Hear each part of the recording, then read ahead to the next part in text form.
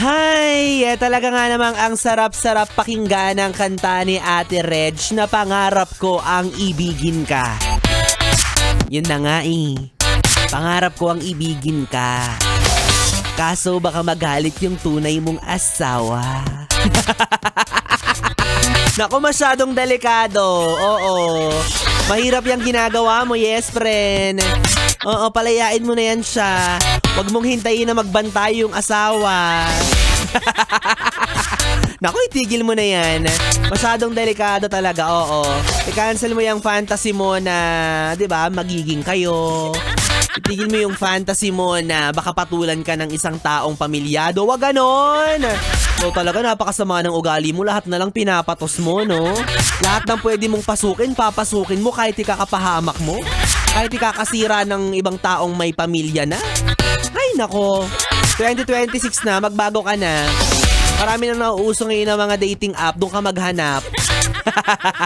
Pero kasi yung mga dating app na yan, minsan, nandyan din yung mga yes friend natin na talaga nga namang antitigas ng ulo, oo. Na kahit alam nila na sila ay may asawa na, may mga anak na, may apo na nga yung iba. At talaga namang sinusuong pa, talagang sinusubok-subukan pang maghanap ng magiging kirida, oo.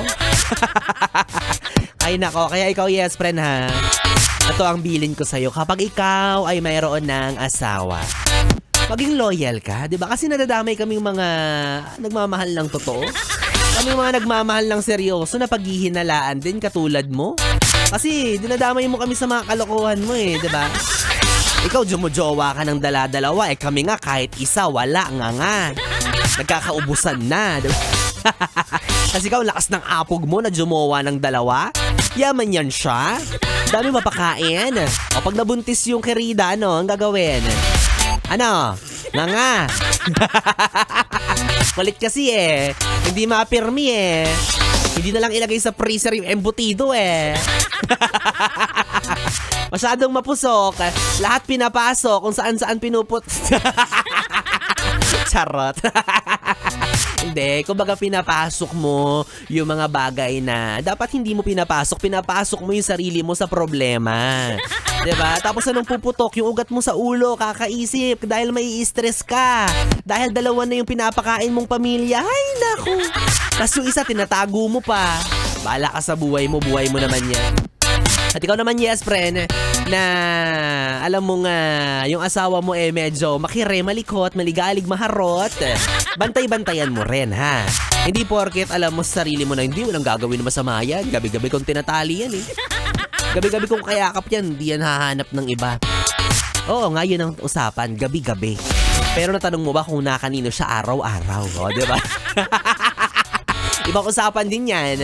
Oh, kala mo pinapagod ng trabaho, pero baka pinapagod ng katrabaho. Kaya mag-isip-isip ka ha, mag-ingat-ingat ka pa rin, huwag masyadong kampante. Oo, baka may binababa na yan ng ibang pante. Hindi porket tiwala ka sa kanya, hindi na yan gagawa ng masama. Hindi ibig sabihin no, na hindi na siya mangangalunya, ha? Tandaan mo na ang asawa mo ay parang panahon natin ngayon, pabago-bago. Ngayon, loyal na loyal sa'yo pero bukas mas loyal na siya. Yes, mas loyal naman na pala. Pero dun sa bago niya, di ba? Ay nako, kaya para po sa mga yes friend natin na nauutik, nag-overthink sa mga oras na ito, okay lang yan, walang problema dyan for as long as alam mo na nag-iingat ka lang naman. Pero wag masyadong sobra kasi baka nakakasakal ka na, baka yung mga bintang mo sa asawa mo, gawin niyang totoo. Hala, ikaw din ang kawawa sa dulo. At ikaw naman, yes, friend, na nawawala na ng pag-asa na magkaroon pa ng asawa. O, gets naman kita, di ba? Pero hindi naman kailangan umabot sa punto na mga agaw ka ng asawa ng iba, di ba? Hindi naman to trip to Jerusalem na magkakaubusan ng upuan, di ba? Huwag ka mag-alala, one of these days may mauupuan ka rin. Oo, mas matigas, mas malaki. Na monoblock, kasi nga trip to Jerusalem. Ikaw talaga napaka-malisyosa mo, ha? Oh, gets kita dyan. Alam ko na ang pinanalangin mo sa may kapal ay magkaroon ng asawa. Kaso tila ang binigay sa'yo ni Cupido ay yung taong may asawa na pala. Ay nako, well anyways mga yes, para na ito mamimigay na lang ako ng papremyo. Mag-asawa rin to, oo, makikita nyo to sa pera. In fact, bukas holiday dahil sa kanya, yes. Thank you so much. Thank you so much kasi binigyan tayo ng privilege, 'di ba, na gunitain yung mga ganitong klase ng pagkakataon, 'di ba, sa ating kasaysayan. Ayan. Dahil dyan, mamimigay na lang ako ng papremyo para sa ating ACS! ACS! ACS! Yes, friend!